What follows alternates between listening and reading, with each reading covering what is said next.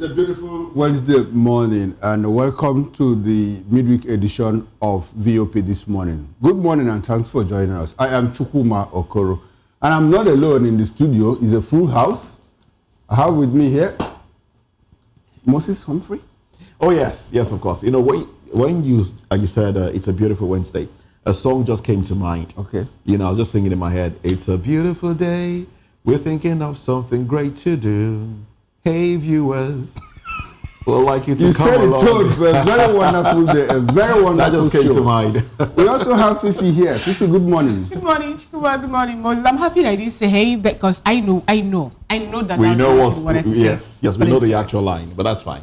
Okay. All right, then let's get into the business of the day quickly. 2027 elections. Onanuga as Inec chairman won't save you. That's ADC youths telling President Bola Ahmed Tinubu. And away from that, Inec set to issue certificates of return to by-election winners. Also on our radar today, we have quite another interesting story here where the Foreign Ministry confirms Nigeria to enforce visa rules similar to that of US as they demand 5 years social media data from all US citizens trying to apply for visa here in Nigeria. Interesting stories, indeed. Yes, of course, interesting stories we have on our table this morning, and we'd like for you to come along with us as we make sense of it all. And now, away from those conversations, we'll get into them in a bit, but in the meantime, there are other conversations we'll like to react to as Nigerians are reacting. Yesterday, the Nigeria Civil Aviation Authority, NCAA, directed that all passengers must completely switch off their mobile phones and portable electronic devices during critical stages of flight takeoff and landing across all Nigerian airports. Now, announcing the measure at a press conference in Abuja, NCAA Director General Chris Najamo explained that the directive was issued following recent controversial incidents, including a clash between a passenger, the now famous Comfort Bob Emerson, and an Ibom Air flight attendant. Now, he said the move would eliminate confusion caused by airlines applying different rules, stressing that nothing like flight mode would be allowed. I take that one again for emphasis. Nothing like flight mode would be allowed. Well, Najamo further instructed Nigerian Airlines to amend their operator's manual accordingly and submit them for NCAA's approval, while emphasizing that it remains the duty of crew members to enforce the rule and the obligation of passengers to comply.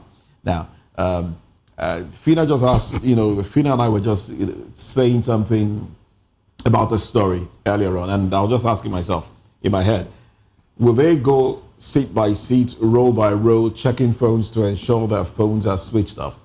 It's laughable.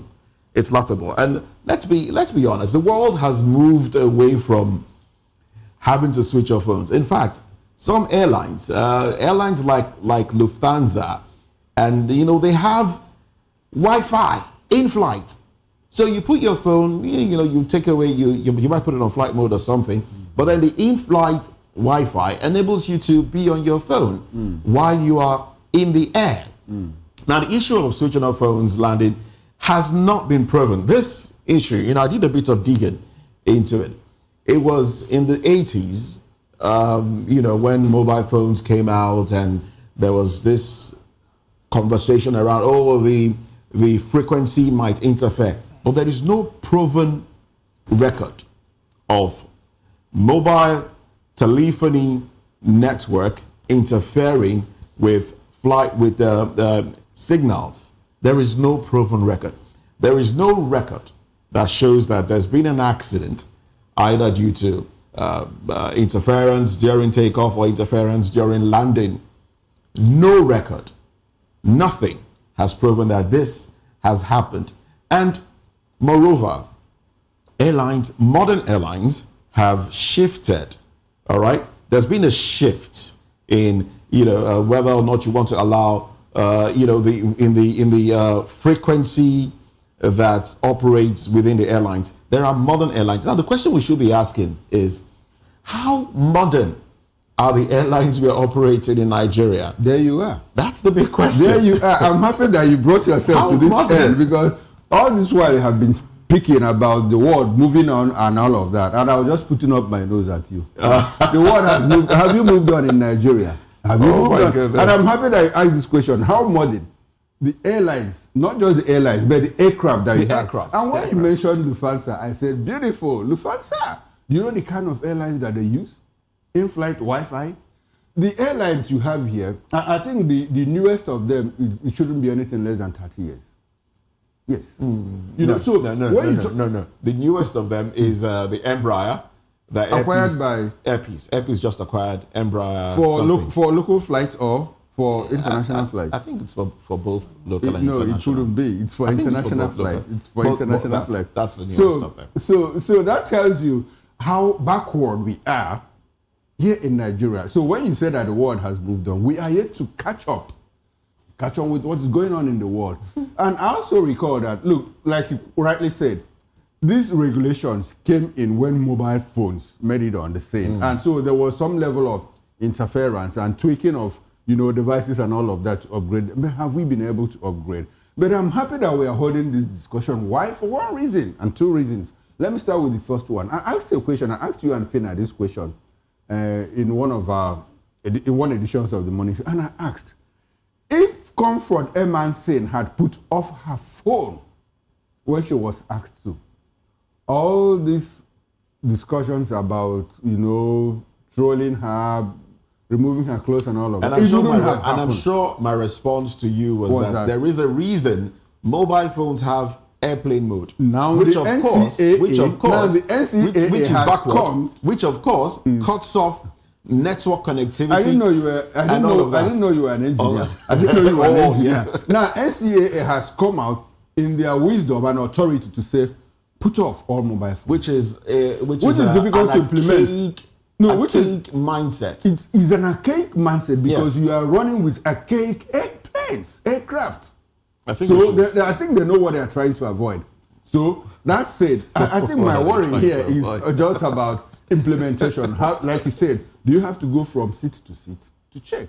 And some people are saying, beautiful, I'll switch it off when the plane takes off. I'll put it on. Will you know? So if you have 200 passengers, how many passengers do you have to check? You know, all the seats. Is your phone off? Is your phone on? Can I see your phone and all of that? So it's a difficult thing. So it's a call on Nigerians for the sake of safety. And it's good that we even have an aviation safety ambassador. So he has his job cut out for him. He should go out there, educate Nigerians. Please, don't stand in front of an airplane when it wants to take off. Please. I think they should also make comfort one. Please, if they ask you to switch off your phone, do that for peace to reign, for safety of everybody on board. It's true that we've not registered any accident linked to, you know, mobile device and all that. But now I also want us to understand that we have series of records of, you know, disruption that we can link to, you know, some analysts actually have come up to say that it's better for us to avoid the things that can lead to, what's it called, having maybe electronic device on and letting that disrupt the things or information the captain is getting from the tower and every other thing. And then talking about the lifetime or lifespan of an aircraft, it's supposed to be within the age of 20 and 30. So for any aircraft that's above 30 years and is not being properly maintained and all that, is more like a death trap. And I know within myself that I don't think NCAA, you know, and ICOA and others also allow such aircraft actually to be on any apron. Now, when you talk about what Naka said about putting out your phone, you have to put off your phone according to them. That is their rule. That is their rule. NACA or NCAA? NCAA and NACA to the NCAA, they've said that, and that is their rule. And I believe within myself that now, for the persons who believes that they know better than they do, and for persons who believes that they are all wise and all intelligent and I cannot put out my phone, the question is, how many minutes? I don't think in Nigeria we have any, any straight flight that you can take for 1 hour. I think maximum is like 45 minutes or thereabout, and you cannot put out your phone for 45 minutes for you to get from one place to another. And you're not the president of this nation. And we don't have you as NCA, the National Security Advisor, because of maybe we're talking about international threat and all that. Nigerians actually should understand something.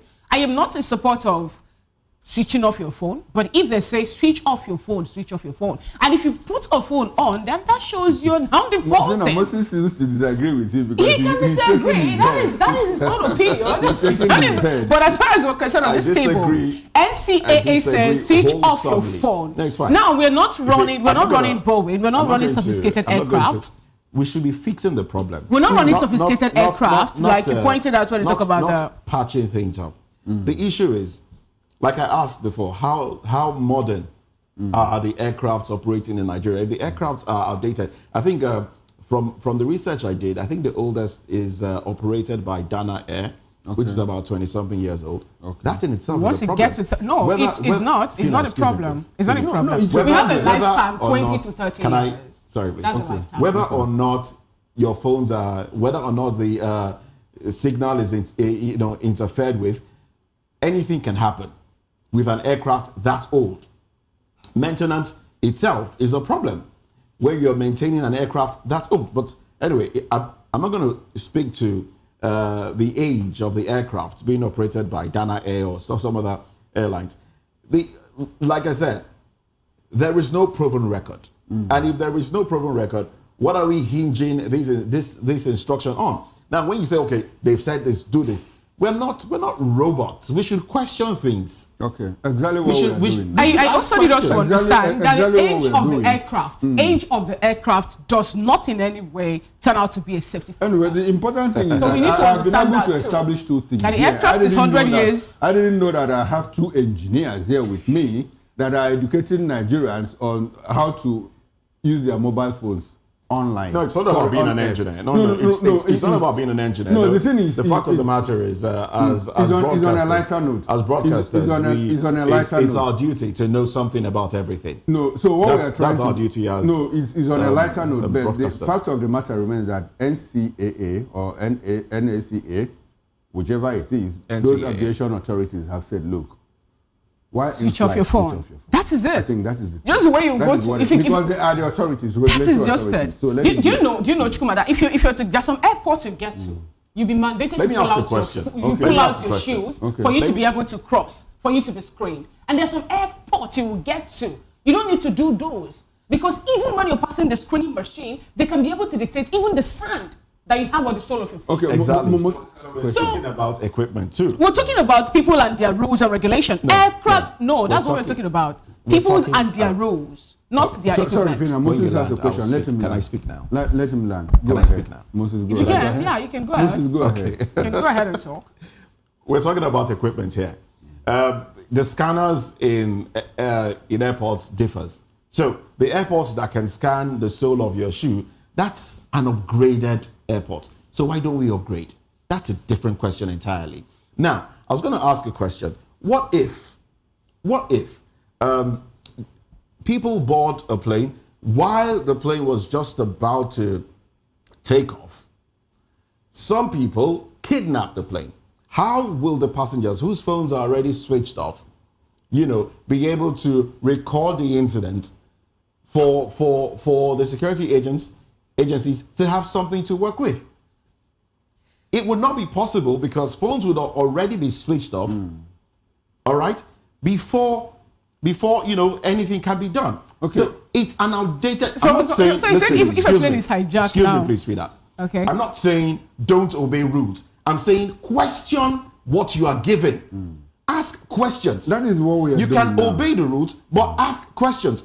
This is why are we doing this? Okay. Why are we compelled to establish the Why are we compelled to do this when the world over is not doing this? That's what I'm trying to say. There is no known case, according to you, where mobile phones have interfered. There's no known case, according to you. You can check that online. No, where mobile phones have interfered with aviation, with flights and all of that. Go ahead and check that out. Now, do you have a case where this issue of kidnap that you just raised, do you have a case where in Nigeria or elsewhere?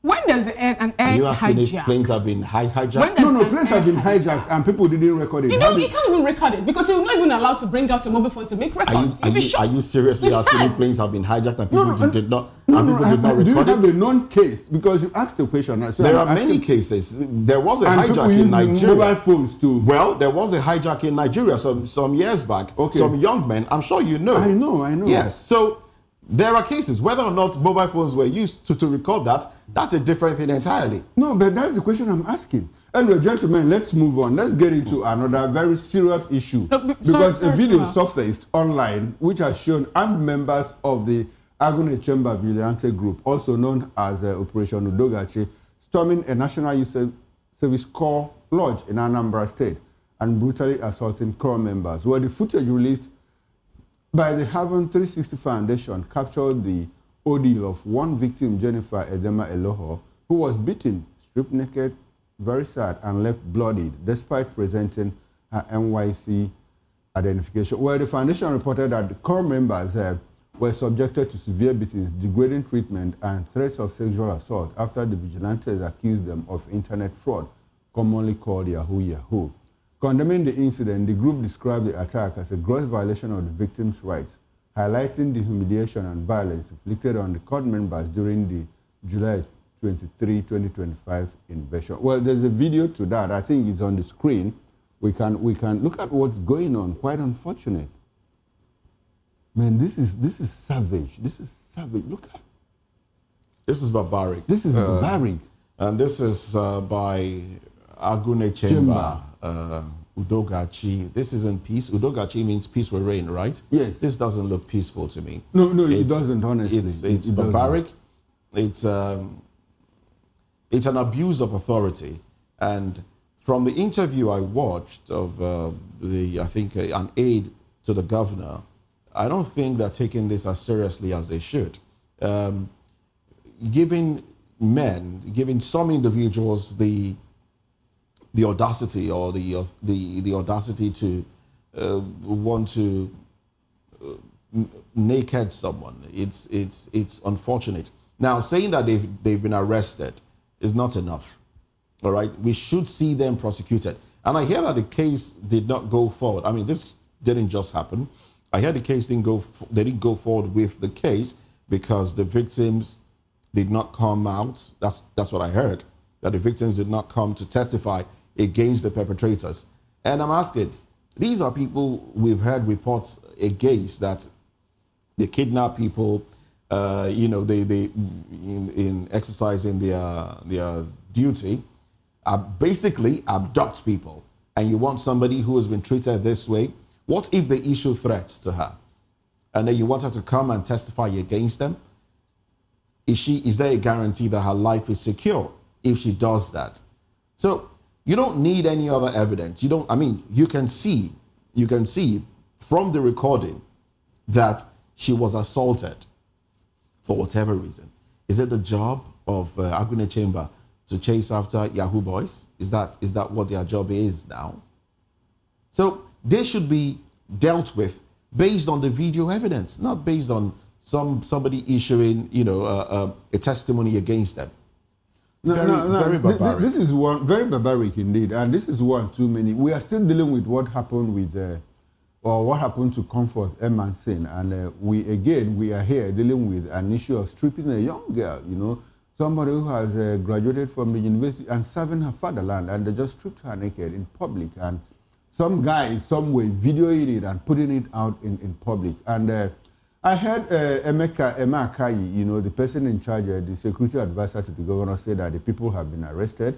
It is not enough to arrest them. They should also be prosecuted. They say that the investigation is ongoing. Now, it brings me to the issue of what is going on in society. There's a story that is also trending about one of those vigilante guys asking this young lady out and she turning him down. So that it's like she was actually targeted, for this assault. I read it somewhere. I read it in 2 or 3 places, and I'm here to confirm all of that. But it's for the girl to come out and speak up, So let us actually understand what happened, what panned out, it's quite unfortunate because I have a daughter and I can't imagine this happening to her. If this happens, God forbid, it happens, I will go to any length to get justice. Now, since the parents, I don't know what the parents are doing, it behoves the civil society organizations to ensure that this case, that the girl gets justice at the end of the day. If it is true that a guy asked you out and you turned him down, it is not fair, not enough reason, for you to engage her in this manner. It's quite unfortunate. And I can't wrap it around my head, how someone will get to this level, assuming it is your sister or it's even your daughter. Before we get to the parents of the girl, she is a federal government property to start with, NYSC core member. And then I believe that the state coordinator, the Anambra state coordinator in charge of core members, all the core members in that state should actually do something about this. The zonal inspector to the airline, every other person who actually happens to be the ones in charge of taking care of core members should make sure they wade into this particular case. Then also the people in charge of Odogachi coming up to say that they are looking into this. They're subjecting this for investigation and all that. I think this is not the first time we'll get a report about these people, overzealously doing what they are not supposed to do. The other time, someone made a statement about how they kill people indiscriminately. Now, there was also an allegation about that. And the state governor did not come up to address that because he was the one who empowered them. Yes, Chukwuma Charles Soludo, governor of Anambra State, empowered them, and he actually gave them the directive on how to handle issues, especially when it gets to Yahoo fraudsters and all that. There was also another allegation again about how if you're dressed in a certain way, you will be tagged a sex worker if you're not putting on a braziers and so many things coming up, and then that people in Anambra actually are talking about this. There's another group again, I think the anti-tout or thereabouts, they say they use pistols on people. When they get them, they use pistol to break your legs. And, it doesn't really speak well, I'm sorry to say. Yes, you're trying as much as you can to make sure you restore peace and normalcy in Anambra State, but I think you're not doing it the way it should be. We have not really heard stories about the Amotekun being established somewhere in the south, how they will now go ahead and go. Yes, we've not heard stories about the Amotekun making a mess of the outfit itself. And this speaks volume to what Nigerians or what people are calling for the state policing. And with something like this playing out now within the public, how sure are we then that the people or that those persons now that we know that the state governors will be the one in charge of their pays will not be turned against opposition members in that particular state? These are questions coming up anyway. When you cannot handle the Odogachi outfit that you created in Anambra, how can you now handle the state policing if it's been given to you? But away from that, the Ondo State Oil Producing Area Development Commission has disbursed 286.7 million naira in scholarship and bursaries to 4,873 students from Ilaje and Esodo local government areas for 2023-2024 session. At the event, the governor's wife, Oluwaseun Ayedatiwa, said that the initiative underscores the government's commitment to empowering youth and ensuring no child is left behind. While commending Governor Loke Ayedatiwa's people-focused East policy, the chairman of that particular initiative, Olabiyi Oreye, praised the governor for the speedy approval and also assured timely payment of future awards and highlighted ongoing effort in school renovation, youth empowerment, and teacher training, while urging for an increased allocation for the 13% oil derivation fund to boost development in oil-producing areas too. I saw this and they were like, okay, fine. This is more like a scholarship. I think it's in a good direction where people who come from the oil-producing area now can say at least 4,873 students, from this region can say they're benefiting from, will I say, scholarship and also a bursary part. It's actually a good one if it is going to be, be looked into to make sure that the people who this fund is meant for actually benefits from it. 286.7 million naira. If they are going to be able to disburse these funds to these persons, not hijacking it, not persons who think that they can hijack the money, hijacking it and using it for something else, then I think is a plausible, for me, I think is a plausible move anyway. Oh, well, I just did some arithmetic here, and I discovered that It's laudable. It's laudable anyway, at least bursaries. When I was in the university, I think I received bursary on just one occasion, and I think the figure was about, how much was it? It was, well, I can't remember the figure then, but it was quite handsome then, but if you look at it now, you know, nothing to write home about. So each of the 4,873 students, if you do it equal, if you equalize it, what it means that every student is going to get 58,834 naira. So how much can that do? It can't even pay school fees. It can't pay tuition in a federal university, federal government-owned university.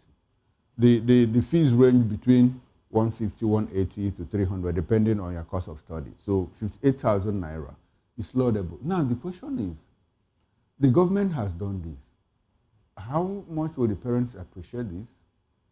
In the light of the fact that there is also NEL fund, you know, which is a student loan. So between the loan and the bursary, which one works? At least for the loan, you are able to pay school fees, pay for books and feeding and all of that, but you have to pay back. But this 58,000 that is making the headlines now, how much can a student survive for 1 month with 58,000 naira? I have kids in the university, so I know what I'm talking about. Well, laudable, people of Ondo State, your governor is working for you. It's up to you to say whether he's done well or not. Well, I guess all that needs to be said in this regard has been said, but we'll keep our eyes on that story. And if there is a developing story to it, we will bring that to you. Let's take a break now. When we come back, we'll be looking at headlines from the dailies.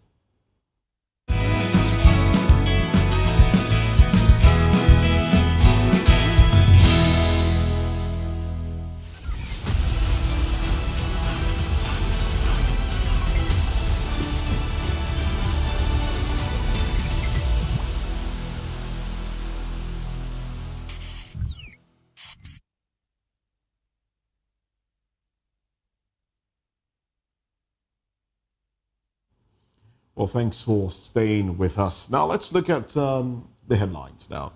From the Guardian newspaper, PDP convention. Wike's camp meets today to take position. That's on page 3 of the Guardian newspaper. NCAA revises phone regulations on domestic flights. NBA monarchs urge Tinubu to intervene in withheld Osun LG funds. And then floods, lack of potable water, worsen cholera epidemic in 34 states. ASU braces for strike as protests rock branches. And then there is a breakdown of cholera cases in states and some parts of Nigeria. We hear that 179 million Nigerians lack access to safely managed drinking water services. 179 million Nigerians. And you ask yourself, what is government doing?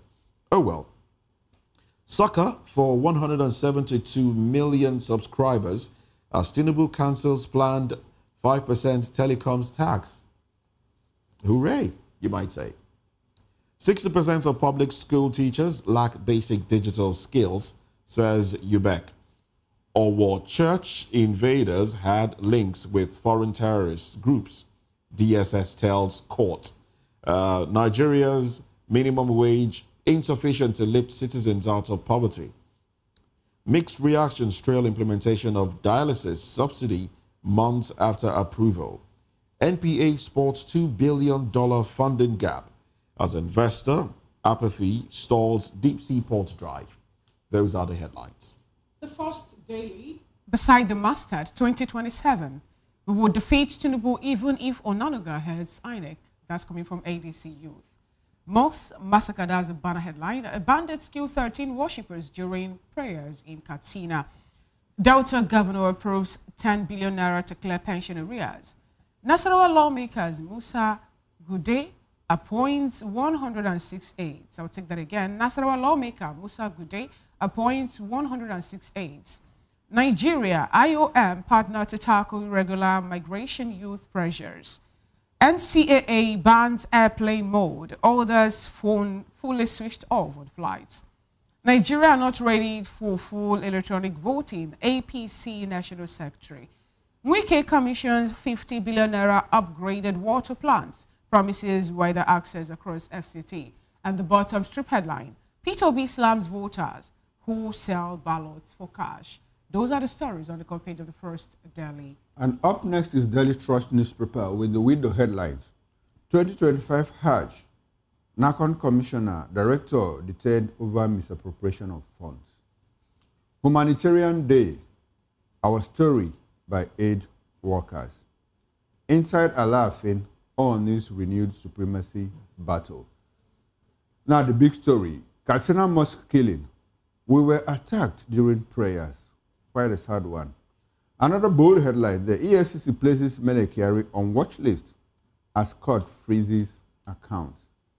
And the bottom strip headlines, NBA to federal government, release Oshun LG funds.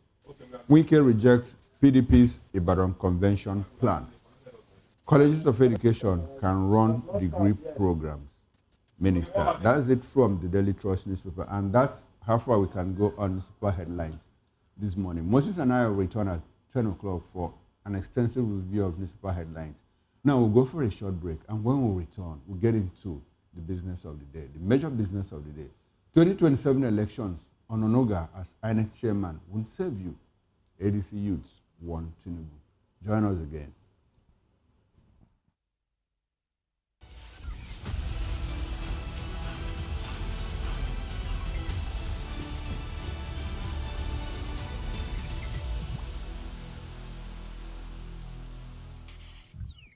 We encourage you to click on the like button and subscribe to our YouTube channel. We are Voice of the People TV. Also follow us on all our social media platforms. We are at VOPTV Live. Visit our website www.vop.ng for fresh and trending news. Also watch us live on SLTV channel 264. VOPTV, Voice of the People Television.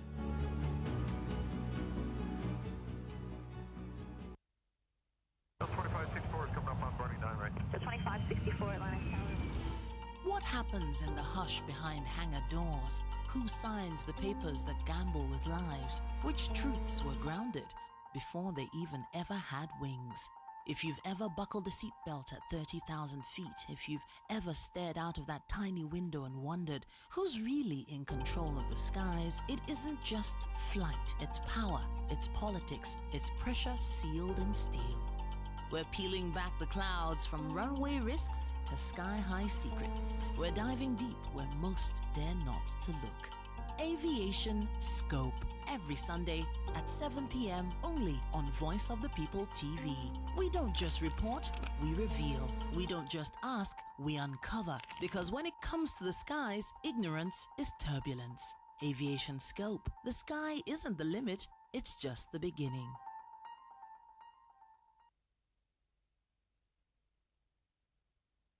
Is a state of complete physical, mental, and social well-being of an individual. It's the fundamental right of everyone to enjoy the highest attainable standard of health, without distinction of race, religion, or political belief. On VOP TV, we bring you Health Check, a show that x-rays different health issues and provides solutions with the help of experts in the medical field. Join us every Saturday, 2 p.m. on Health Check. Health Check on VOP TV. Your health, our priority.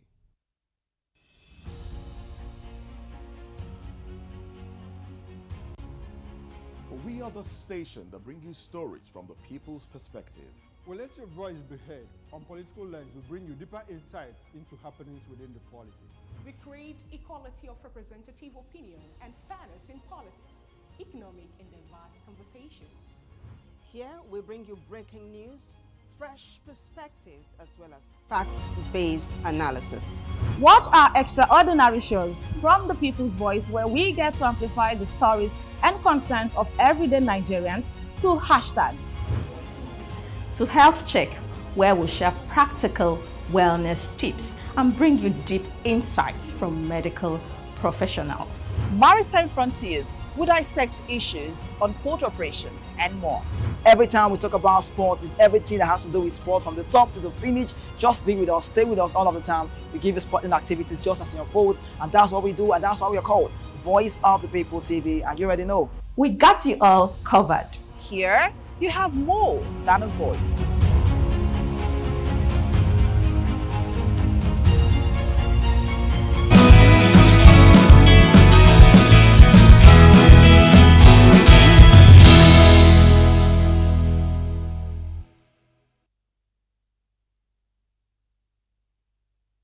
Now, good to have you join us again. This is VOP This Morning on Voice of the People Television. In Abuja on Tuesday, youths of the African Democratic Congress, ADC, cautioned President Bola Ahmed Tinubu against manipulating the appointment of a new independent National Electoral Commission Inec chairman as Professor Mahmoud Yakubu prepares to exit in December. Well, they vowed to defeat the All Progressives Congress, APC, in 2027, even if Tinubu appointed his spokesperson, Bayo Onanuga, to head the commission, stressing that the next INEC boss must be a person of integrity who prioritizes Nigeria's interest over partisan politics. Well, the group led by Mrs. Rukaya Lamido Dodo and Mutala Haleru Dantoro insisted they would no longer be spectators, but would defend their votes from polling units to collation centers.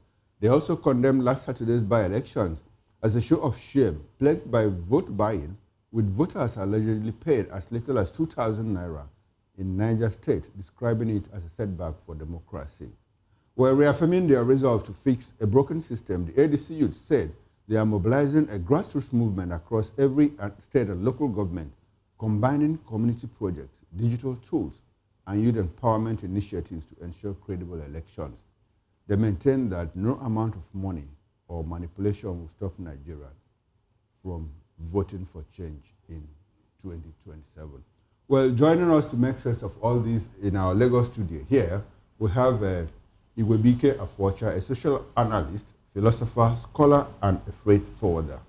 Good morning, Mr. Afwacha, and thanks for being part of the show. We appreciate your presence. Good morning. Okay, we also have with him, with us in the studio here, Barrister Darlington Agomo. Barrister Darlington is a lawyer and a VOP in-house analyst. Good morning, Barrister Darlington. Good morning, Mr. Koro, Fina Moss. How are you? Very well. Good to have you, Barrister. Now, we'll be joined virtually from our Oka outstation by Barrister Fimba Ajewu. He's the chairman, safety engineers, Anambra State, member, Nigerian Society of Engineers, and member of Anambra State Anti-Corruption Strategy ANSACS Committee. Good morning, Engineer Fimba. Good to have you join us on VOP this morning. Good morning, Chuguma. Pleased to be here. Thank you. Beautiful. Thanks. We appreciate your presence. We'll also be joined from Benin City by Comrade Gospower Okumbo. He's the Secretary General, Edo Civil Society Organizations, a public affairs analyst, political analyst and commentator, and also a human rights activist. Good morning, Comrade Gospower Okumbo. Good to have you join us. Thank you, bro. Good morning. Good morning, everyone there at the studio. Beautiful. It's a full house. Let's start from the Lagos studio here, where we have Mr. Igwebike Afwacha. The warning is out there. ADC youths are saying, look, Mr. President, no matter who you appoint, even if you take your spokesperson, Bayo Onanuga, you understand, all of us understand what Bayo Onanuga represents to the president. And the youths are warning, look, the person that should replace Bayo Onanuga, should be a man of integrity, somebody that will put Nigeria's interest over that of partisan politics. Mr. Afwacha, we are back again to the issue of the powers of the president, or who should appoint the INEC chairman. Now, by the end of this year, towards the end of this year, Mahmoud Yakubu is going to exit. So what do you expect? What is the kind of person that we need as chairman of the election umpire? Well, the kind of person we need as the chairman of the election umpire is a person of integrity and a person who should be transparent, first of all, and have the interest of the masses at heart like the youths have said. But one thing in Nigerian politics, and it's all about propaganda. The youth have gathered. They have said it. What are they doing in order to actualize it? Then, have we pointed out the errors in the last election that made people think that it is not free and fair? That made people think that it is he who pays the piper, that he takes the tune. I have to warn the youths. In one of the movies, The Good, Bad, and Ugly, one of the actors there say, if you want to shoot, don't talk. Beautiful. Why are you saying it should be bio Onanuga or it should not? Why are you speculating? You should be able to say, list out the qualities of a good electoral umpire. Taking cognizance of the umpires in several countries. What are they? What are their qualifications? Then now you come to the checkmate of the executive power. How do we checkmate this executive power? In putting the person of his own, who will not have the interests of the masses. Then if it warrants that there should be a need for electoral reform before the exit of Mahmoud, the electoral reform should be done. If it means that they should not call for a certain kind of nominations or pools of whom do you think has the integrity to do this, let it be done. Okay, so essentially, you have said something that is quite instructive. If you want to shoot, don't talk. So the youths, they should also walk the talk. It's not just about coming out to say. This is out of several parties. This is youth. One youth saying, it's like one the Agboro in Oshodi Park telling the Agboro in Bini Park that we are the person that we determine. So this is one section of the youth talking. Nigerian youths have not spoken. So as a collective of Nigerian youths, what do you, in specific terms, what do you expect them to do? You have said list out the kind of person that we need, person of integrity, person that has credibility and all of that. So, and you said, is it to nominate? Who is going to do the nomination? In specific terms, can you tell us, can you outline what you expect the youths to do hands-on? The social media are there. Okay. They should start organizing workshops of the debate. The debate should start now. Who becomes? From there, nomination will start coming up. I'm suggesting this person, he has done this, he has done that, he has done that. There is what we call a pre-performance certificate. Show us what you have done before you tell us what you are going to do. But would you recenter? Sorry, in all of this, if the president ignores whatever the youth put out there, and takes his own personal decision as he's wont to do, what should they expect Nigeria? That is when the Nigerian youth should come together and shoot the shoots, and they should stop talking. You have your vote, you come out, you vote, you defend it. Okay. The logical conclusion. All right. Barrister Darlington, 1993 election in Nigeria is tagged the most credible. And that was actually because of a particular man who superseded or who was in charge of the electoral umpire then. We're talking about late Humphrey Mosu. And do you think Nigeria at this point in time is going to ever get to that stage again where we'll have someone that we can say it's having or who organized a credible election? With the way it is, past administration would say body language. The body language we're getting now from the political space. It depends on the leadership. I believe that when a country gets tired of bad leadership, one day they are going to turn a new leaf and say, look, we are tired of this mess. We have been in this valley for too long. The day the north, the southwest, southeast, south, northwest, the day the good people in this area has come together and say, look, we want to change. That day Nigeria will change. Like the election you mentioned, remember, it was a collective. Even as a Muslim ticket, Nigerians came out and voted for a man they believe is popular and will do the work. But what happened? So these youth that are talking from the north, I see them as hired hands. They are talking to the wrong person. Let them talk to their leaders. The same way they voted for how to send emissaries to them, to appease them. So the same people, you should be talking to them because they are the ones that contributed to this mess. They are the ones who should be talking to their leaders. Tell the man you brought into office that you see this Inec chairman or whatever. We don't want somebody like him as this one is existing. As he leaving the office, tell him to bring a credible human being, and there should be a guideline which he must follow. Even if you bring an angel, the IREV and the beavers must be what? Actionable. It must be legally written in our constitution, in the electoral guideline. That is the only glitch here. I think that thing that Mahmoud was talking about is not even, the only glitch is that this thing was not legally binding. So you can't go to court with it. So these are things I expected the North to do if they are serious about credible election. And you should be asking their leaders, how come we have been in government for over 50 years out of our 65 years of independence, yet we have nothing to show for it? Rather, every election cycle, you see the northern leader looking for what will favor them, not what will favor Nigeria. By the time it boomerang and backfires, they will start looking for somebody to blame. Like this insecurity now, Fina and all of us here, please, who brought it into Nigeria? Who? You all know the truth. So why is it that every time when things go bad, they will start pointing fingers, looking for somebody to blame? Are they not the one that contributed to Tinubu's presidency? So why are they crying now? This insecurity, are they not the one that brought it? Why are they crying now? Unfortunately, we have not been united in facing this problem. Calling out a spade, call a spade here.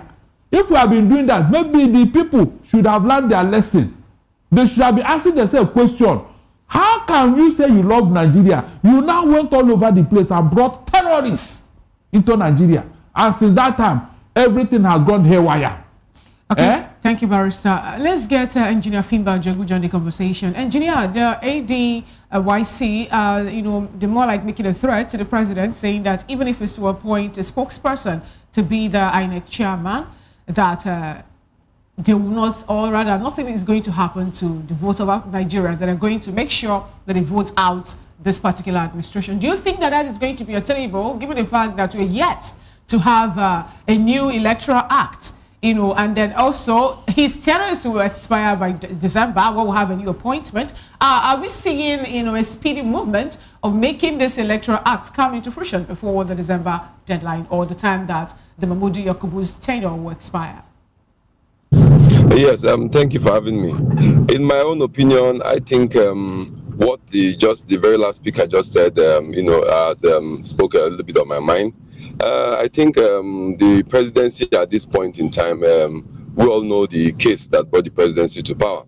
And we're not happy up to this very point. Him going to get someone else who will just play what he wants the person to play out is like heaping coal on top of the fire.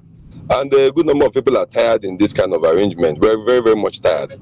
What you just asked is basically going to be, I may not know exactly how it's going to turn out, but sincerely bringing in someone who will not be fair and who is not credible at all to come and become the INEC chairman, the youths will have a very bad day with such a kind of arrangement. And I know when the youths revolt, a lot of things are going to go haywire.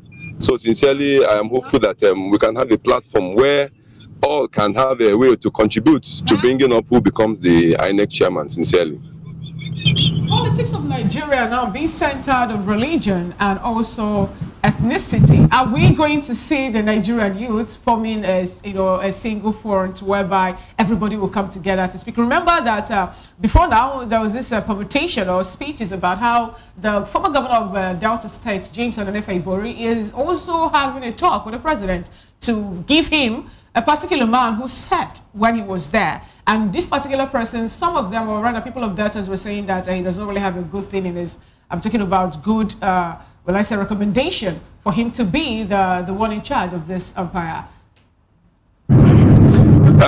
Sincerely, if such a office will be on sentiment or will be very partial, I know there will be certain reactions at different quarters. Even myself speaking to you, I'm not also going to be happy.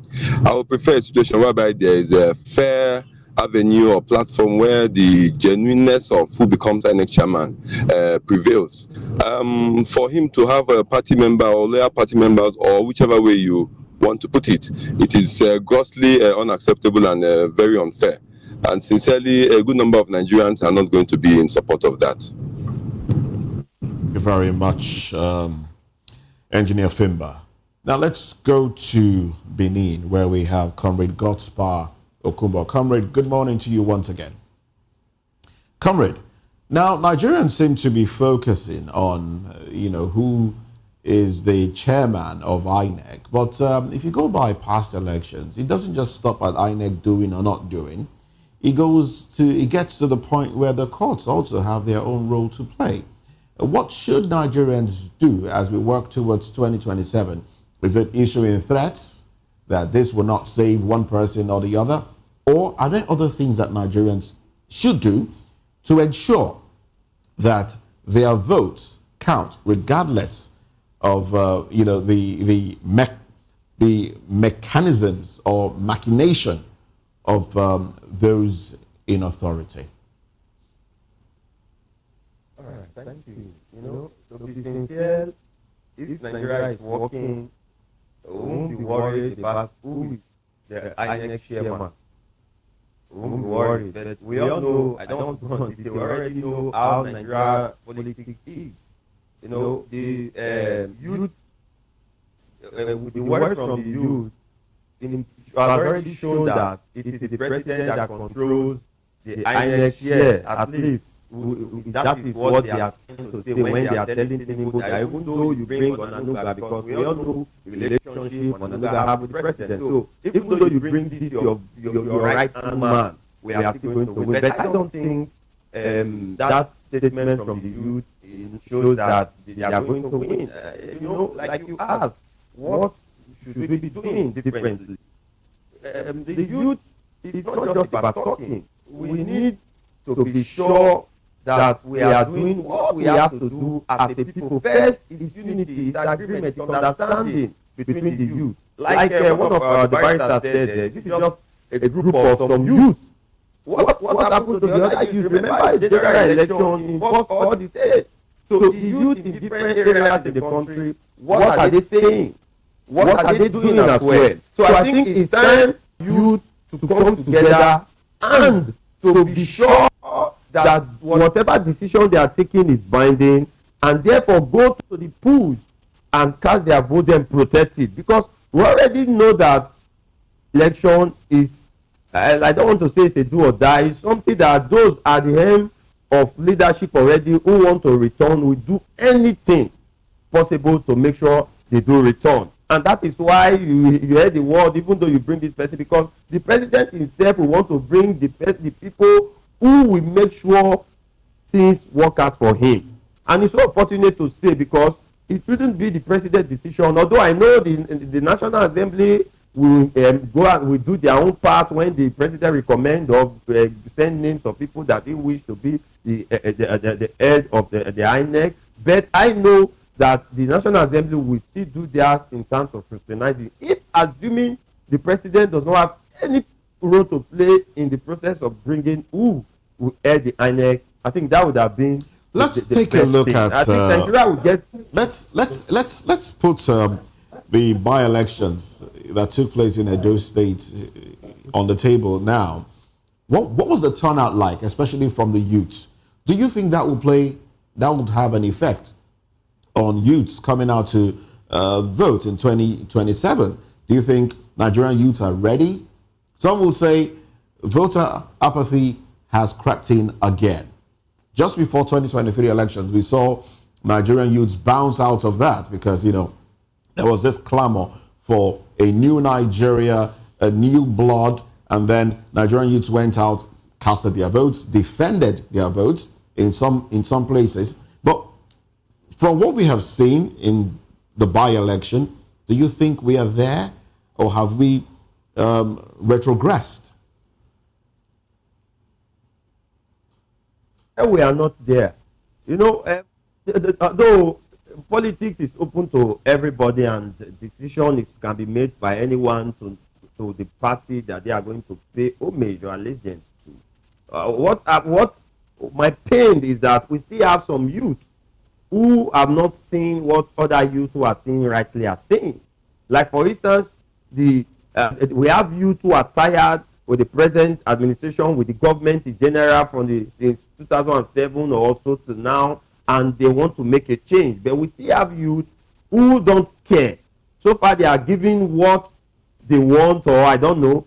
So they are still ready to do whatever they can to make sure the person they are paying homage or allegiance to is getting the vote. What happened in the by-election in Edo is not different from other elections that has happened in the past.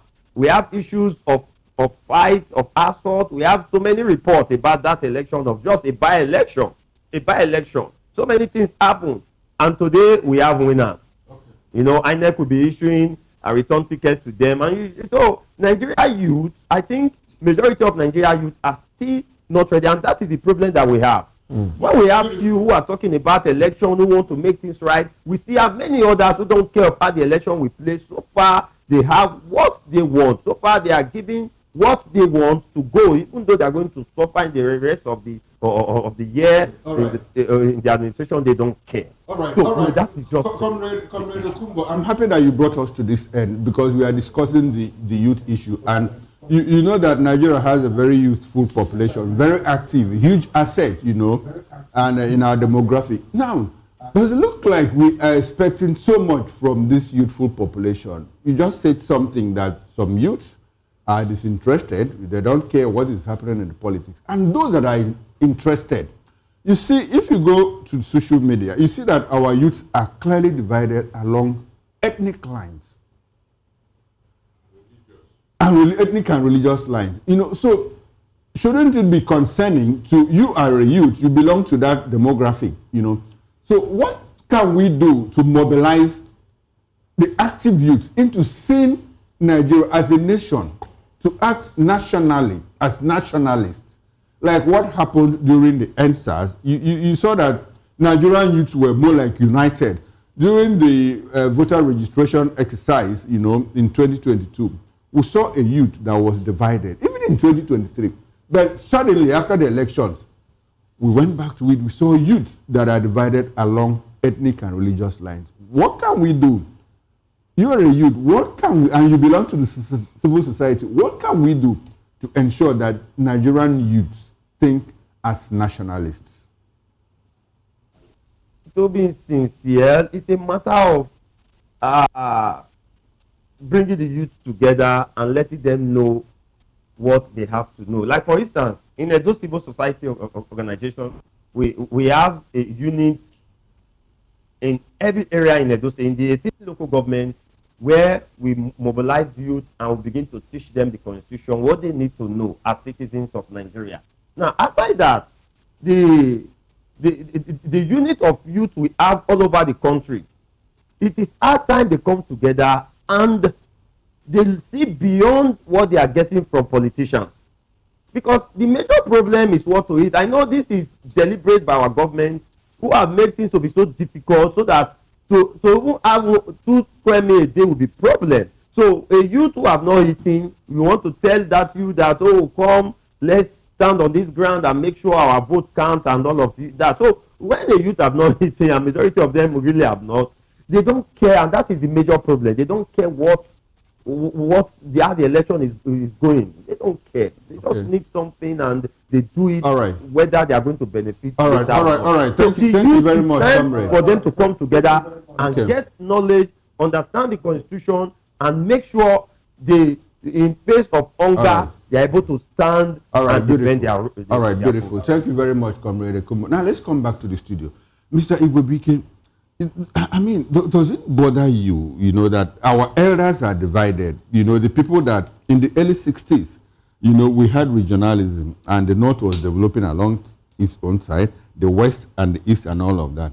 Now, between 1979 and 1983, we saw our leaders divided along ethnic lines. The youths are also divided, like I just said. If you go on social media, you see that if there's a leader from the Southwest, you see leaders of the youth from the Southwest supporting him, even when he seems to do something that is wrong. And if it is a Northerner, you see the same thing. Easterner, you see the same thing. What do we do, to reenact the nationalism, that led us to independence? Is there a possibility? Does it scare you that the older generation is divided, that the youthful generation is divided? Where do we go from here? Well, the division we have in Nigeria politically is a function of our cultural differences. Now, what the nationalists did then is cultural integration. You, from the East, you come to the West. The people from the West, they come to the East. The people from the East come to the North. And they become friends. It is along that line that they start to form a public opinion, a public concern of what will still make us to be together forever.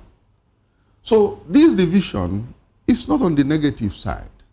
Once we have seen the division, the negative aspects of this divisive line, let us look at how the positive aspect and integrate it together. The youths are talking. Why don't we start organizing something that will bring all the people from different types, ethnic groups together? So that we'll from there start making friends. Okay, something like the National Youth Conference that the present administration is organizing. That is it. Okay, so the private sector should, the institution, universities should also organizing such. That is a way of bringing people together, knowing that there's nothing different from what you people are doing and what we are doing. So that we can still see this thing as Nigeria as from one perspective, not from a divisive perspective. Okay, now, Barrister Agomo, you seem to want to react to it. Do you have anything? The first mistake was made with the first step that Nigeria took. Which is? When we decided to come together, even when you know that we are strange bedfellows, let us not be sentimental about this thing. There are people who don't believe in Nigeria. From independence till now, they have shown it. I ask you a question here. How can anybody tell me that he loved Nigeria, yet he brought terrorists to come and be tormenting us? Please. Does that person really mean Nigeria? Barrister, Nigeria is not the only multi-ethnic society. Why? Hold on, I'm coming. Did anybody in Ghana do what these people did? Yes, they did, and the Ghanaians. Hold on. Those people came into Ghana. Yes, Ghana chased them away. But here, you invited them. A president of this country was sued to court by elders of this land. Banjo, this other, all of them, they came together and sued Buhari to court for being behind insecurity in Nigeria for 50 billion naira. Have I not said this here before? Tell me any other country that when they came to Ghana, it took a president to chase them out. Good. So why don't we have a president that will also chase them out? God. It is something. In fact, you even answered my question. Why should a president who loves Nigeria do such a thing? And all of you kept quiet. Nobody said it. Up till now, it has continued. I expect them to go there so that this same United Nigeria I'm talking about can never happen except all of us come together. Barrister. But as long as some people believe in violence, you are not going anywhere. All right, Barrister, thank you. Let us call them and ask them, why are you causing terrorism in Nigeria? Help me link this to the conversation we're having now. Help me link this. You're talking about insecurity. Help me link it to the issue of voting in Nigeria. Help me, please. Look, we are talking about you that issue the warning. I hope you know. Yes. This youth today, they came from an elder. And you know how these elders control their youth over there. Is that not true? That's why I told that these people that said that they are just hired hand, they are just talking on their own. Maybe they gave them some this to go and issue a statement. You cannot hold water. They belong to a political party. Actually is forming an except their leaders come out with sincerity. Okay, so the solution you're preferring now is leaders coming out with sincerity. Exactly, to tell us why they are doing what they are doing to why Nigeria. Doing what exactly? Insecurity. Sorry? Insecurity, right? Yeah, they don't love Nigeria. Okay, it's obvious. So Nigerians should not vote. So we cannot be united. Let's bring it back to the conversation. United effort to make sure that Nigeria exists. Let's bring it back to the conversation of voting and not voting. Electioneering. Let's bring it back to that. Mr. Moses, yes, Barrister. In Kano, you saw how toddlers voted against Jonathan. We saw it. In fact, the election in Kano should have been in fact, it should have been under litigation by now, or even after. Yes, but good. Yes, indeed. We saw that. But that's your forte. Why didn't lawyers sue? Hold on, I'm coming now. Hold on. The Kano reg wanted to bring out the actual results of Kano in favor of a certain region in this country. Doesn't want us to move forward. That is just the issue here. So what do we do? What's the way if you left for you now, listen. If you left for you now in the south here to say, look, the world has left us behind, and we don't want to be left behind. Our daughter brothers. If you don't want Nigeria to move forward, if you don't want to, then tell us. So you're calling for restructuring. What else? Is that what APC no, is that what you're that calling not for? talking about? In your own words, is that what you're calling for? Moses, if restructuring can, after all, Britain just moved out from Europe. Barrister, are you calling for restructuring? Restructuring and then regionalism. If you want to continue with terrorism or violence, continue. But we have better elections. We had this in First Republic. Are we going to have better elections if that is done? In fact, you can't bring your terrorism into my territory. All right, then. Thank you very much, Barrister. Regional government worked in the First Republic. Thank you very much. It worked now. That's how far we can go with the conversation. Let's get into another conversation now. Well, still talking about electioneering, as Inec is set to issue certificate of return to the winners of the by-elections held last Saturday. Let's look at this when we come back.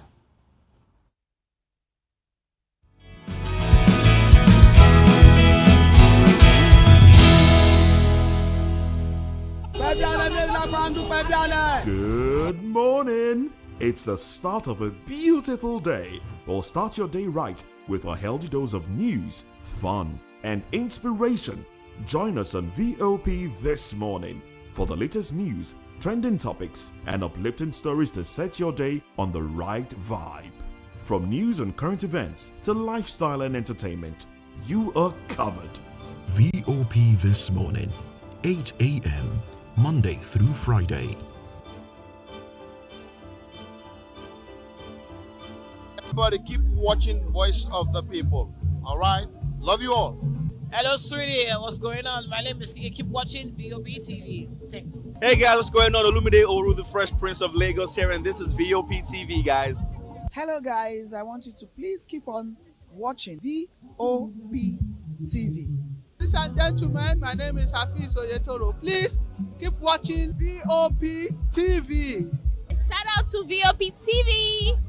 Very big shout out to the fans and lovers of VOP TV. My name is Tayo Faduro. I'm an actor that you are going to live to love.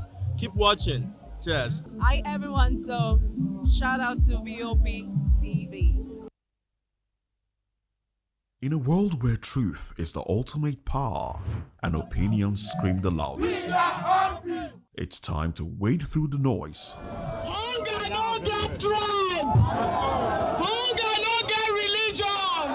And scan the human interest and trending topics that matter. Stay tuned to The Issues, your plug to the stories making the buzz, from politics to science and technology, social justice, and more. Let's tackle the tough questions and expose the truth. The Issues on Voice of the People Television. Don't just react, understand.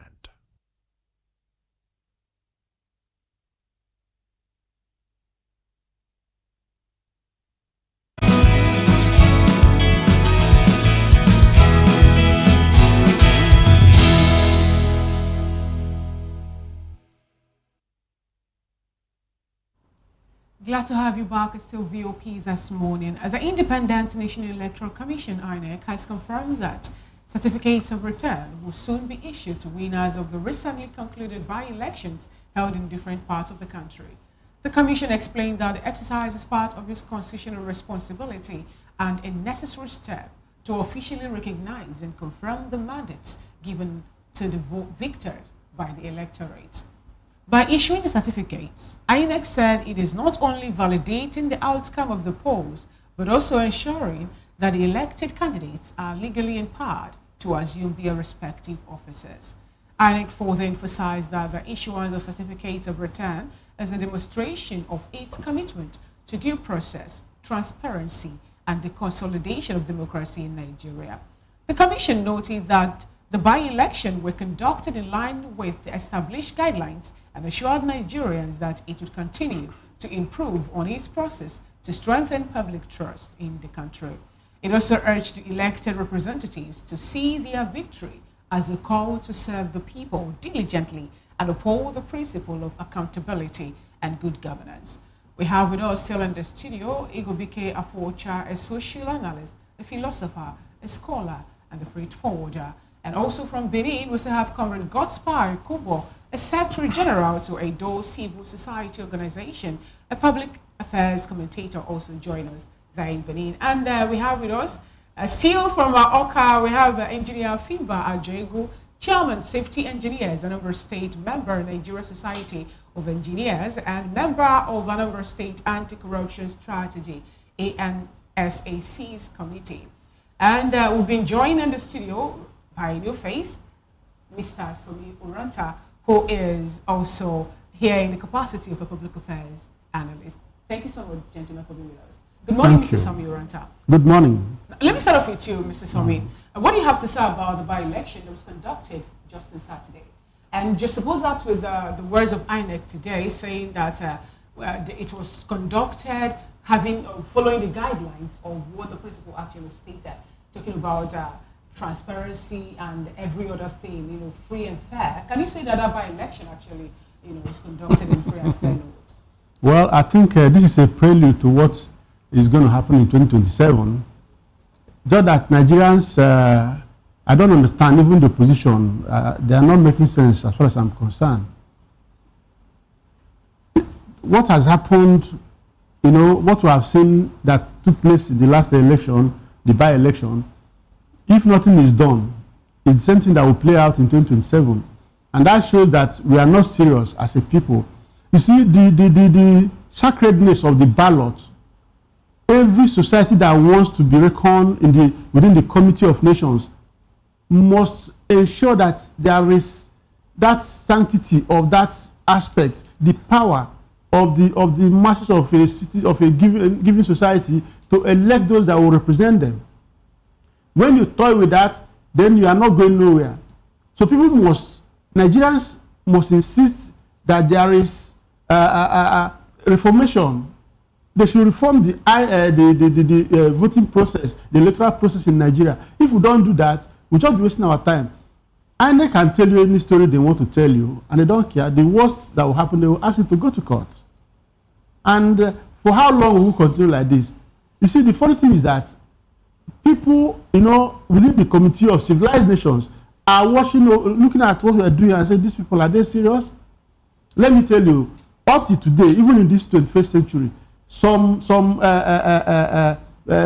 people, some other climes are still feeling that black people are, they look at us as monkeys, some of us, and that will have tails, even till today, that will have tails and will live on trees.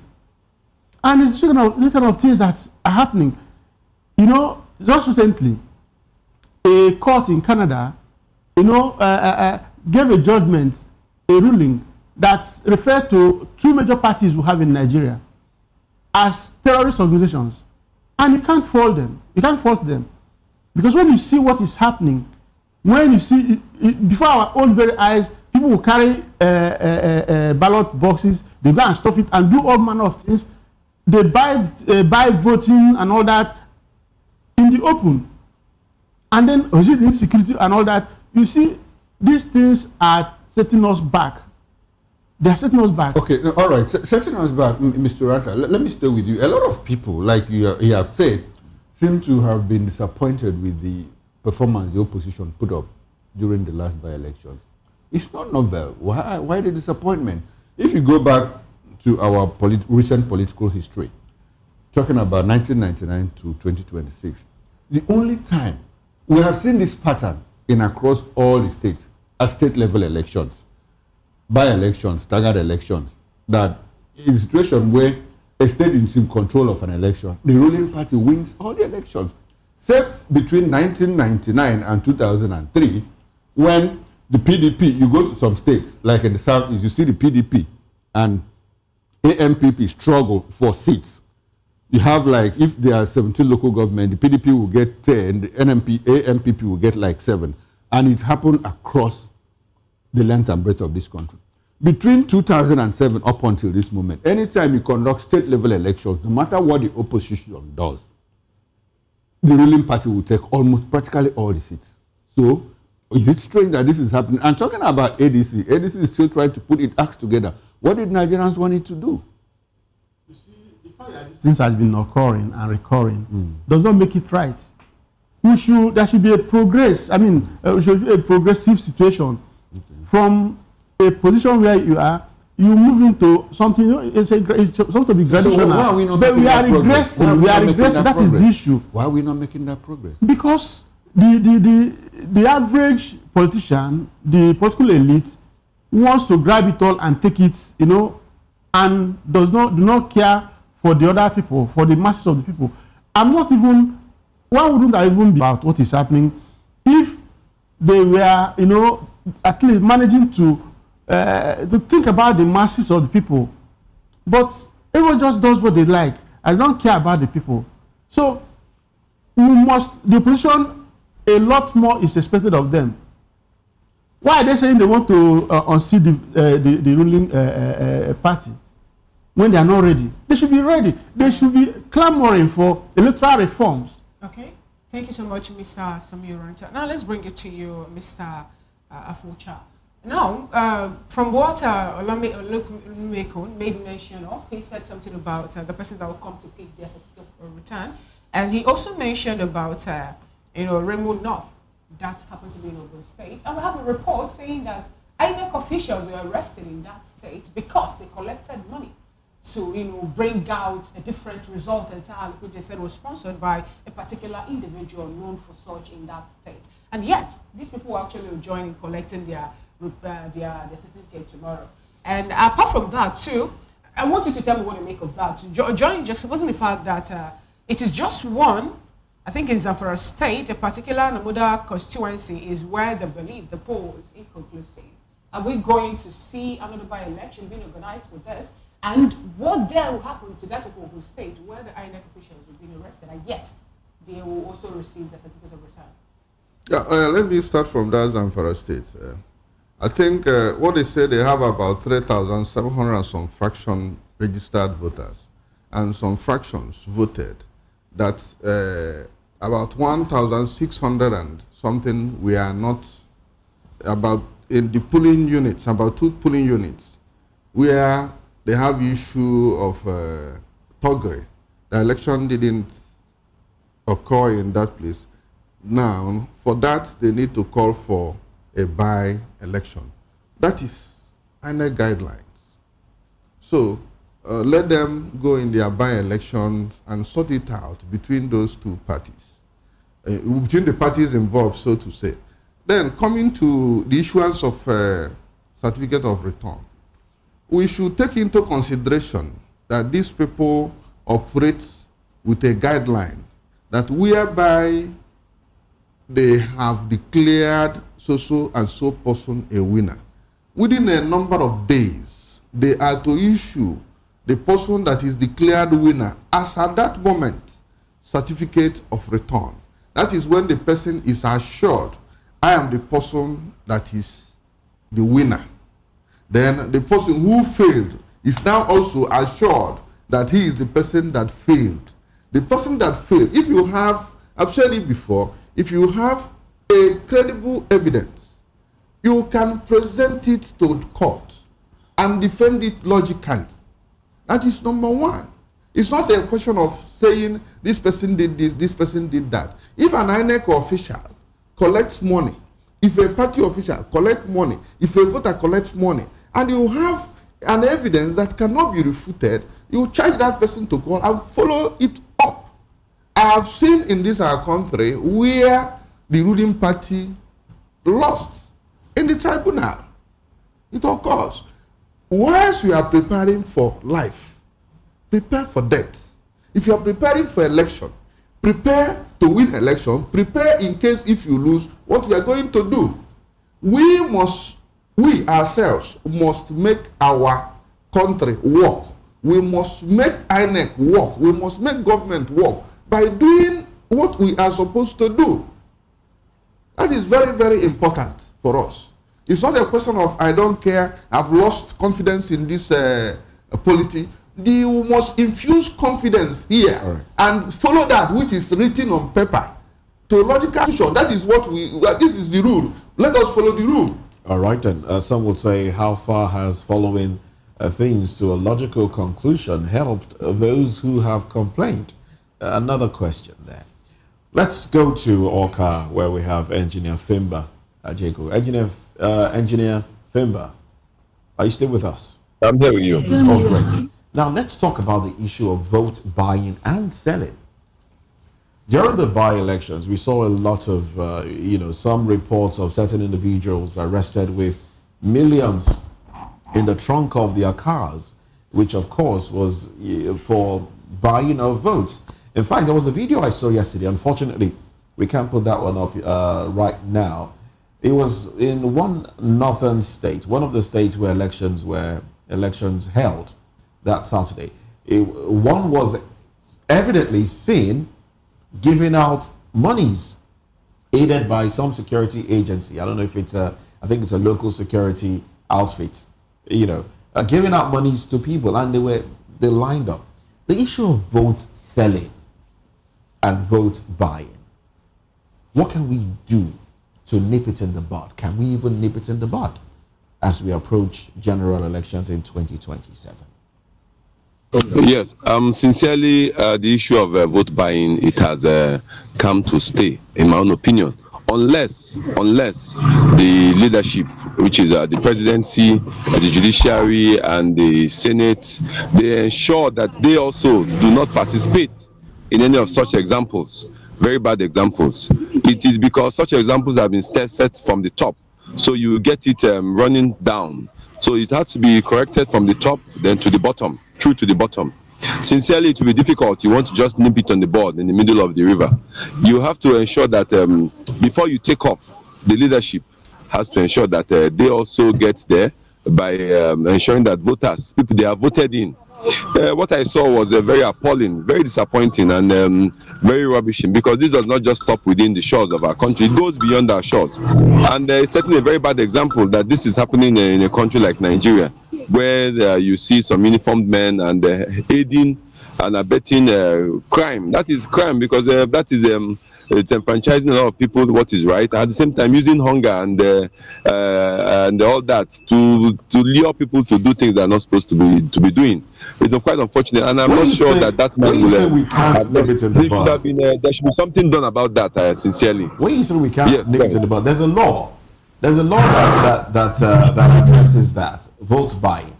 There's a law that addresses it. But we've seen people, even in the 2023 elections, people were seen with monies.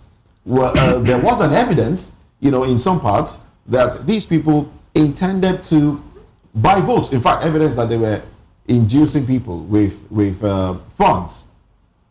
But how did that hold, evidence in courts? How did that, going forward, can we exercise, should political participants or political players, how can they better take advantage of the law that speaks against vote buying? Sincerely, like I said, the vote buying example has to start from the top. However, this has happened. I don't have a very clear recommendation or way to solve this kind of problem that is happening, because it is bearing new grounds and rearing its heads in different formats. Sincerely, our security also have to be up and doing. If they know that we want to get to a country where a lot of things are sanitized, a lot of things are made on merit, and on that people are doing things right. It is right that the leadership, which has all the constitutional powers, the presidency, the Senate, and the police, and all those other uniformed personnel, they understand the values of doing things that are right. So that is what I think and recommend, that the value orientation has to go through from the top to bottom. There must be need for value orientation so that we can get certain things like such as this, right? Because the elections that are approaching, it is going to be very terrible. We'll see bad examples that will be coming up during that elections. I'm very, very unfortunate that you might be seeing things that we never even thought would have happened. Vote buying and worst of many other things could come up in that coming elections. Okay, all right. Let me stay with you, Engineer Fimba. You were in Anambra State and something happened, you know, between the sitting deputy governor and the APC Goba candidate, you know, in the November 8th Goba elections. Now, what do you make of that? Does it look like that is what we are going to see in November 8th? Because after the bold effort put up by the APC candidate, Nicholas Okachuku, he still lost in his polling unit. The APGA won him in his polling unit. What does that tell you? It's unfortunate. The recent election we just had, this by-elections on Saturday, you know, because the issue of vote buying, you will not rule that out. Certainly would have taken its own place in different formats during that by-elections in Anambra State. I may not be present where the things are really happening to have a first-hand information on what may have been transpiring in the various polling booths around that senatorial zone. At the same time, I think for the deputy governor to come there, he definitely will be ensuring that will I call it oversight function perhaps, which may be necessary, because security cases sometimes can be a little bit can go out of place if you don't have the executive arm seeing what is happening firsthand to give a feedback and on the spot report and assessment of what may have happened to know how to address them. Okay. Security could get out of hand. So I think the deputy governor's presence was necessary at some point. All right, still staying with you in Anambra State, the Labour Party didn't put up any performance at all. And a lot of people say that, look, looks like Peter Obi's political influence has waned, even in Anambra State. What do you feel when you walk the streets of Anambra State, when people talk about politics? What does Peter Obi represent to the average Anambra man? You are in Anambra. Let us in. Yes, the values that Peter Obi stands for, I would like to term it eternal. There are values that have been entrenched in many Nigerians because a general portion of Nigerians have these patriotic spirit, and we don't look forward to messing up our great country. Peter Obi has stood forward for such kind of characters and such kind of values, and a good number of people continue to stand by him. Irrespective of 2020, what happened in 2023, we also look forward that 2027 we will come out en masse in a very big way, ensuring that we vote, we get our voters card, and those majority of Nigerians who are patriotic will stand out and stand firm to see that what happened in 2023 will never ever repeat going forward. All right, let's take this conversation to Benin, where we have Comrade Godspire Kubo. Comrade, let's get your opinion, talking about people getting their voters card and making sure that their votes count. Will you say the same also in that by-election that happened on Saturday in Edo State, where, quite an unfortunate one too, one of our analysts was beaten up, was assaulted during that election? And not just that, when we're having another conversation, he actually came up to say that there's some persons that shouldn't be in some places because of the fact that the daughter of the Isama of Benin was also part of the people contesting for that by-election. How do you think that the people's vote will count with such attitude and such perception from Nigerians? It's not new to us.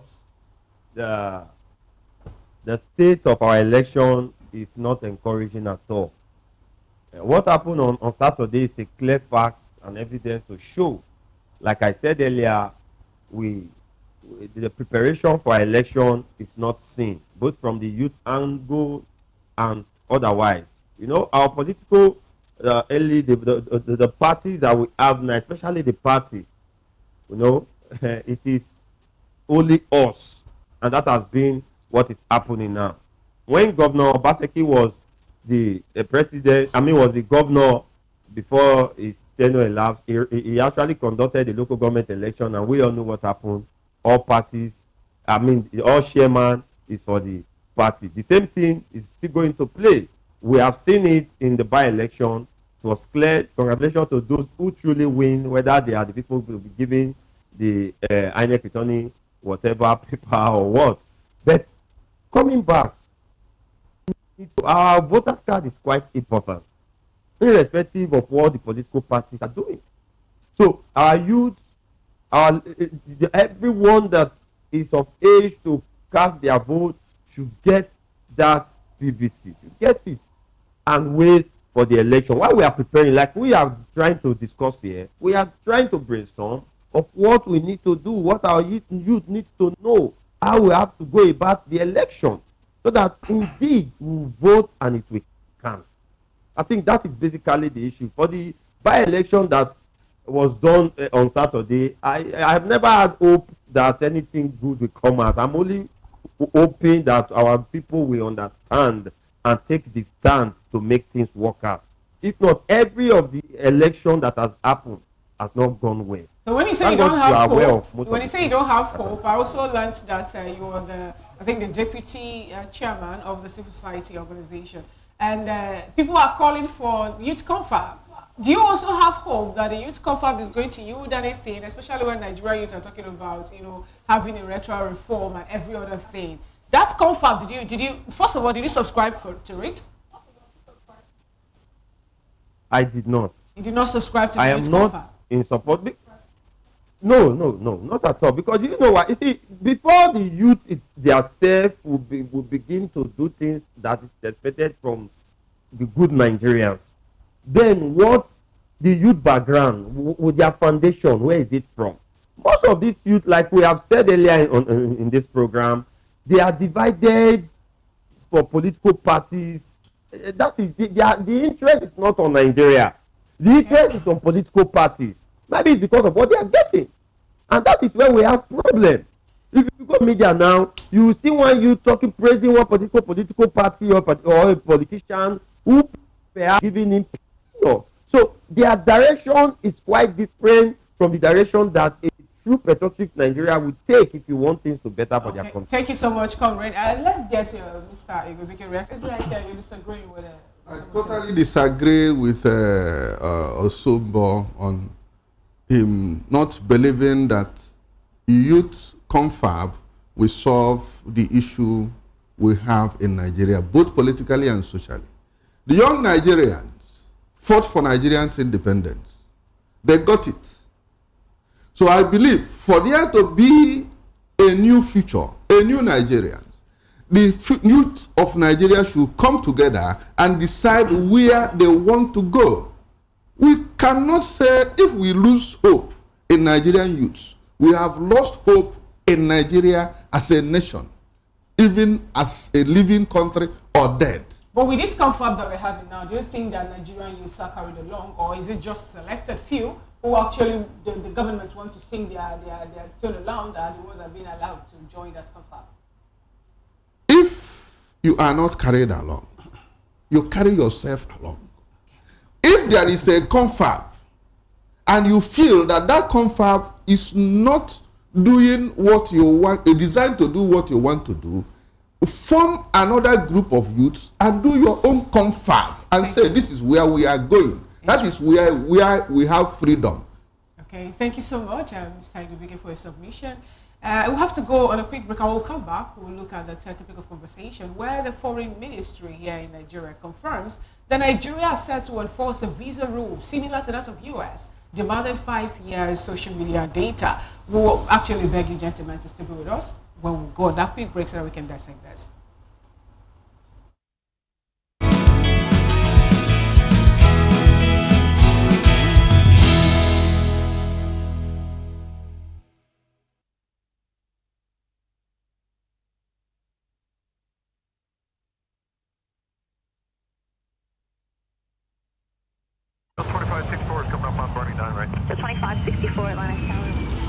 What happens in the hush behind hangar doors? Who signs the papers that gamble with lives? Which truths were grounded before they even ever had wings? If you've ever buckled a seatbelt at 30,000 feet, if you've ever stared out of that tiny window and wondered who's really in control of the sky, only on Voice of the People TV. We don't just report, we reveal. We don't just ask, we uncover. Because when it comes to the skies, ignorance is turbulence. Aviation scope. The sky isn't the limit, it's just the beginning.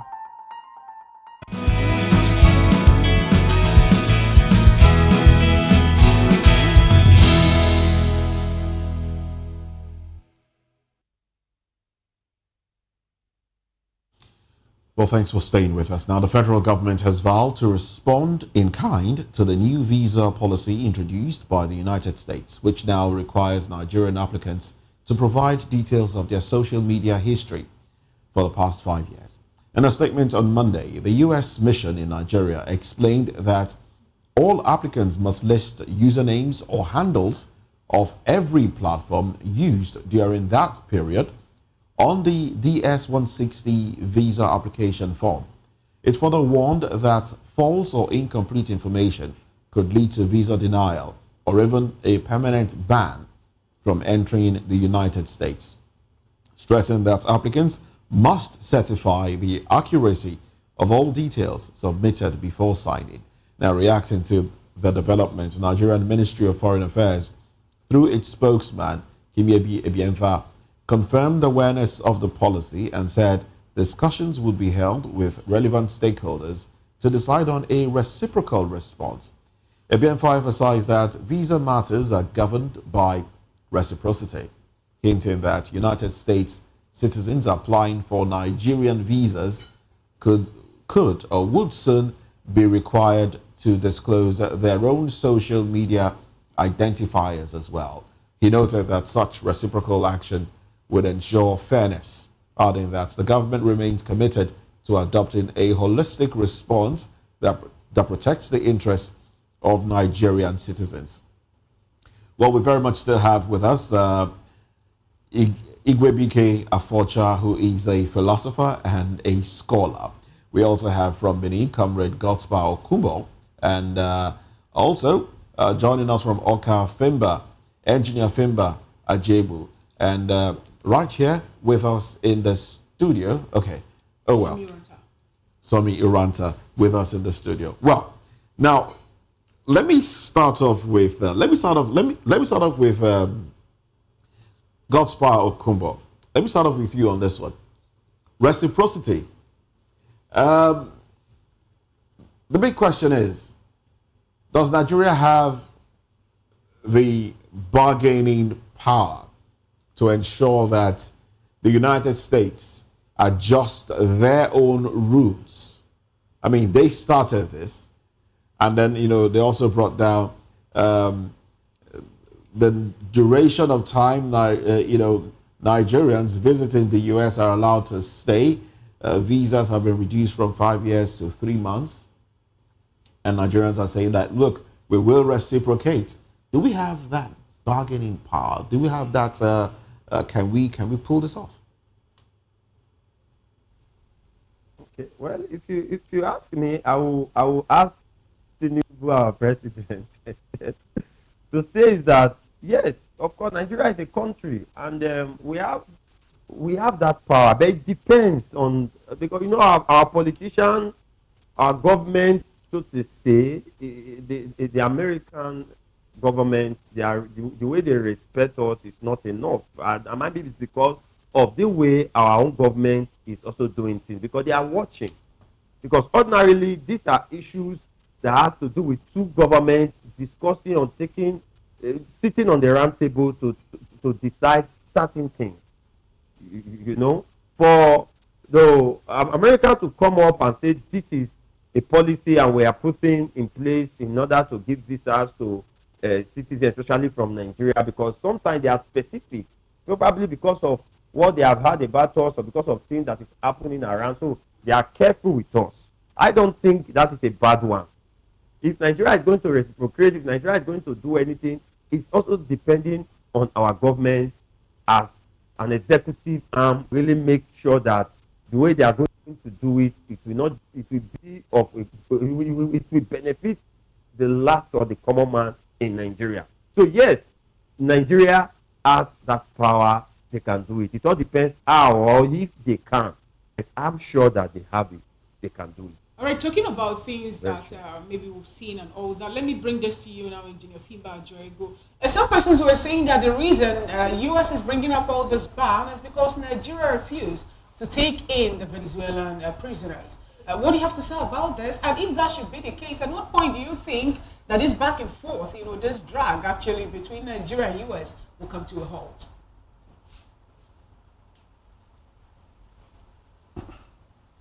Can you hear me, Engineer Fimba?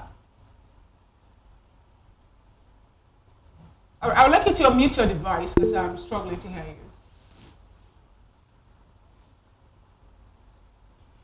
Okay, while you sort that out, I would like to bring it back to the studio where we have Mr. Sami Uranta. What do you have to say about this particular speculation? Some were saying that, the reason for this more sanction in Nigeria is the fact that Nigeria refused to take in Venezuelan prisoners from the U.S.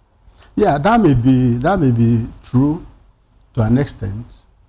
But again, when you have your house well made up, you make it, become kind of sought after. You must protect it from people. You see, the Nigerian system seems to be pampering even terrorists who have discussed here where known terrorists will be, the government will negotiate with them or maybe through some proxies and all that. Even the list released by UAE about a good number of Nigerians who are involved in terrorism acts and all that, sponsorship, have not been prosecuted. So we seem to be, pampering them. A country like the United States of America, they have a system. They have institutions that are working. So they don't want people to just come in and misbehave in their places. They want to protect what they have.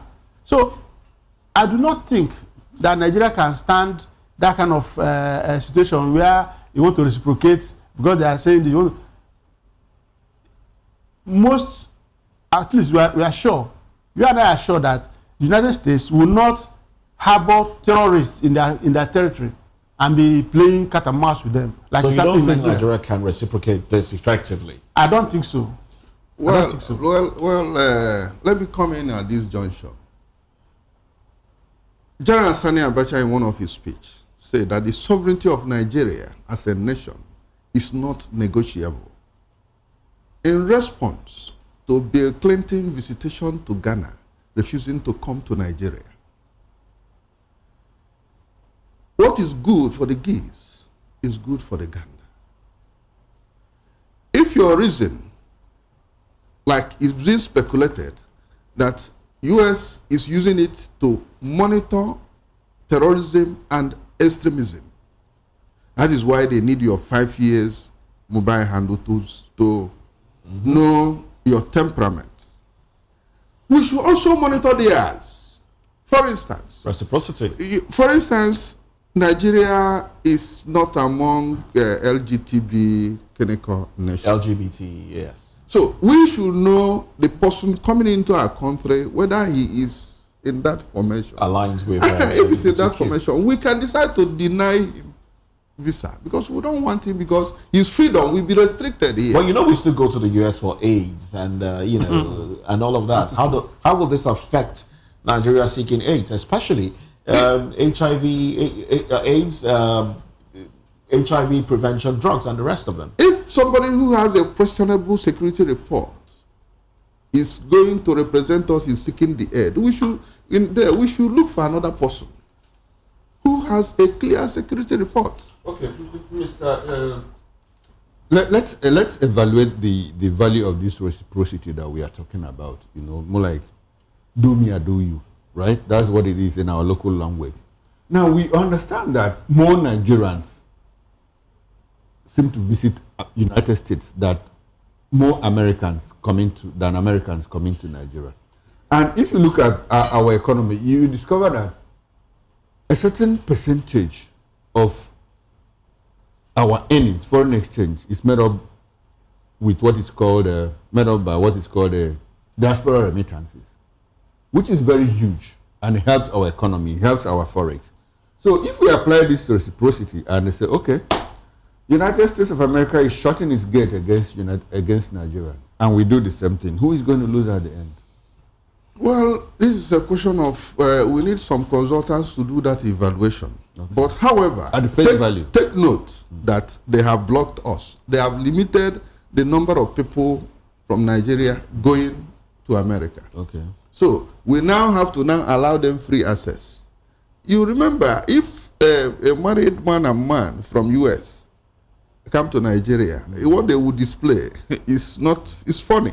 So that is why I insist that we should also monitor those people coming in. What I think we should be much concerned is the ethical concern of digital surveillance, invasion of privacy, whereby you are now, I give you everything about me, you now know my tomorrow.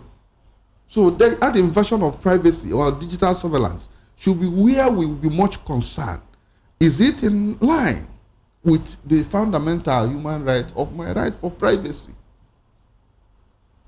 Okay. Now when you are now sleeping, I will now become a monitoring spirit to you. When you tweet, I watch. When you do a TikTok, I watch. Okay. Part of the reason why the United States is doing all of that is to ensure that, you know, the monitor security, you know, they want to know who is coming to United States of America.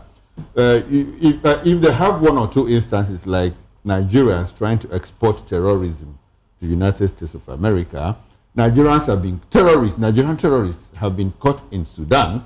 Nigerian terrorists have been caught. Abu Mutalab, you recall him, the guy that wanted to blow up that airline, you know, in Amsterdam and all of that. He was Nigerian. So, but have we seen Americans trying to export terrorism to Nigeria? These are the balances. No, you see, we should also guide against that. I was telling you, America has certain culture that is not acceptable in Nigeria. Okay. We should guide against ourselves against that also. There's nothing wrong there. All right. It's a question of diplomatic relationship between the two countries. We have been too close. As a sovereign nation that Nigeria is, it should stand its ground. That's great. Okay. Now, talking about the sovereignty of Nigeria, now we also know that the U.S. seems to be interfering in internal governance in Nigeria, as they have written a report that basically addresses the minimum wage, and they've written about how it's too small, how it is poor, and cannot even sustain the ordinary Nigerian. Yes, we know that there might be some truth in that, but should our government let that slide, that they are writing a report on Nigeria? What is the impact of that report in the international sphere? You see, when you talk about reciprocity, if you look at it, critically, you realize that it has to do with equality. But our system has not even shown that we are on equal basis. Yes, we are a sovereign nation, but you cannot say I'm sovereign, you are sovereign, and then I come to start keep on begging you, because you see, even in the book or the film, The Godfather, Mario Puzo stated it. The Godfather was saying that, look, every gift has a tiny string attached to the gift. To the gift. So the giver can at will pull back on those strings and influence you to do whatever he wants you to do. So we cannot be claiming to be, a sovereign nation that want to reciprocate exactly tit for tat with a country like the US. So as far as you are concerned, we don't have the wherewithal. We have to prepare. We have to do our homework for us to be able to. I was expecting that you react to the actual question I asked, which is on the US interfering in the governance here, talking about minimum wage and all of that. But I guess we'll get deeper into that one during newspaper review, because the US Department of State's country report on human rights practices for 2024, which was released I think yesterday, includes a section on Nigeria that specifically evaluates a recent increase in the national minimum wage, and then there is a breakdown of it, how that is about $47, how that cannot lift anybody out of poverty. And government has responded, calling that an interference. Well, we'll talk about that when we get into newspaper review. I must say a very big thank you to you, Mr. Somti Uranta. Somi Uranta. Thank you very much. I like your jacket again. I said that before. Thank you. Beautiful one. Thank you. We've also had the philosopher who's been with us in the studio here. That's talking about Igwebike Afocha. Thank you very much for coming on the program. Thank you very much. And also we've been speaking with Engineer Fimba Ajebu and Comrade Godspar Okumba. Well, I do expect Comrade Godspar to stay with us into newspaper review. Well, gentlemen, I must say a very big thank you to you for joining us on the program this morning. We'll take a break now. Well, that's it on VOP this morning. But at 10 o'clock, we'll get into the papers proper. That's a newspaper review. Chukuma and I will be back on newspaper review. But on behalf of my colleagues here, Chukuma Okoro, Fina Okechuku, and of course the backroom staff, I am Moses Humphrey, thanking you for staying with us and urging that you join us again at 10. Bye for now.